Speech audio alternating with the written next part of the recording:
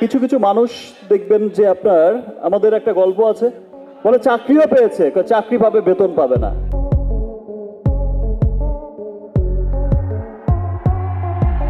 খোলামেলা আপত্তিকর পোশাকে প্রোগ্রামে উপস্থিত হয়ে চরম বিপাকে পড়লেন শাকিবের হারলেন ব্র্যান্ড অ্যাম্বাসেডর পূজা চেরি। খোলামেলা পোশাক গায়ে জড়িয়ে এর আগে ফটোশুট করলেও এবার যেন সকল সীমা অতিক্রম করলেন পূজা চেরি।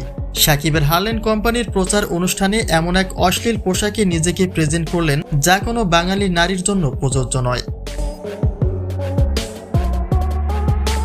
পূজারে অশ্লীলতা কোনোভাবেই কাম্য নয় ভক্তবৃন্দ এবং অনুরাগীদের কাছে। তাছাড়া তিনি যে প্রতিষ্ঠানের হয়ে কাজ করছেন সেই প্রতিষ্ঠানের প্রতিষ্ঠাতা অর্থাৎ শাকিব খানের কাছেও কোনো বিতর্ক পছন্দ নয়। তিনি সর্বদাই চেষ্টা করেন ন্যায় পথে শালীনতা বজায় রেখে সুখ্যাতি অর্জন করার, যেটা নিজের প্রতিষ্ঠান হারলেনের সঙ্গেও যুক্ত করতে চান কিং খান। কিন্তু সেখানে হঠাৎ করে পূজা চেরির এমন ড্রেস আপ জন্ম দিল এক বিতর্কের। কেননা এই প্রভাবটা শুধু একজন ব্যক্তি পূজার উপরেই নয়, শাকিবের হারলেনের উপরেও পড়েছে।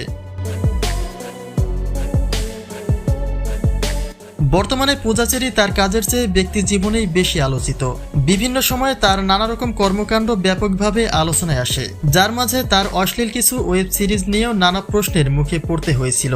কিন্তু তার মতো একজন নায়িকার কাছ থেকে আসলে এগুলি কতটা আশা করে ভক্তবৃন্দ এবং অনুরাগীরা, সেই প্রশ্নটাই উঠে আসে।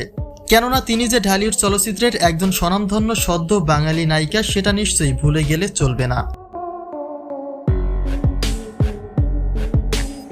তবে প্রোগ্রামের উদ্দেশ্যে হোক আর ব্যক্তিগত জীবনেই হোক এমন ধরনের পোশাক না পরলেই বা ক্ষতি কি?